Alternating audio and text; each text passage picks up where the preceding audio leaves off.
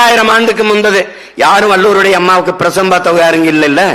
ஒரு தோராய கணக்கு, வாழ்வோம் 2000 வருஷத்துக்கு முன்னாடி வாழ்ந்திருக்கலாம். இதுல 1330 குரல் அப்படி எழுதியிருக்கலாம். சும்மா அப்படி சொல்லிட்டு போறதுதான். 5000 கூட எழுதியிருக்கலாம். 300 ஆண்டுக்கு ஒரு முறை அந்த ஓலை சுவடி அப்படியே வைத்திருந்தாலே நொறுங்கி போகும் என்றால், ஒவ்வொரு 300 ஆண்டுக்கும் ஒரு முறை ஓலை சுவடியில் எழுதி எழுதி கடத்திய எல்லோரும் நம் வணக்கத்திற்குரியவன் தான்.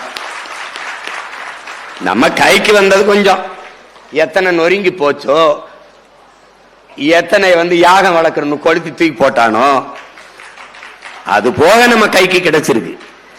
ஆனால் 2000 ஆண்டுகளுக்கு முன்பு எழுதினான் என்று நம் மூதாதை வள்ளுவ பெருமகனாரை வைத்துக் கொண்டால் கூட ஒரு சொற்பிழை, பொருள் பிழை, எழுத்துப்பிழை ஏதுமின்றி ஒரு அறிஞன் உலக மானுட சமூகம் மறுப்பேதும் சொல்லாமல் ஏற்றுக்கொள்ளக்கூடிய ஒரு மறையை, ஒரு வாழ்வியல் நன்னறியை தந்திருக்கிறான் என்றால் அவனுக்கு தமிழ் சொல்லிக் கொடுத்தவன் எவன்?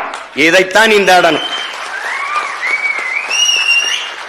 கம்ப ராமாயணம் என்ற காப்பியத்தை என் மண்ணிலே நாட்டரசன் கோட்டையிலே பிறந்த கம்பர் பெருந்தகை 15 நாளில் பாடினான் என்றால் உங்களால் நம்ப முடிகிறதா?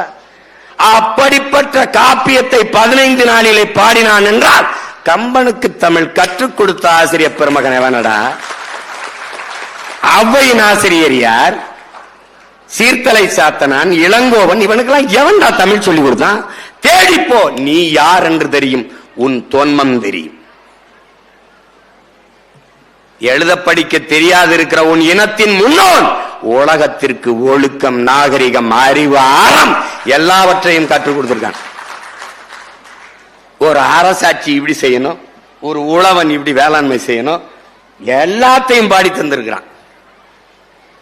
அப்படிப்பட்ட ஒரு தொன்மை இனத்தின் மக்கள் நான்.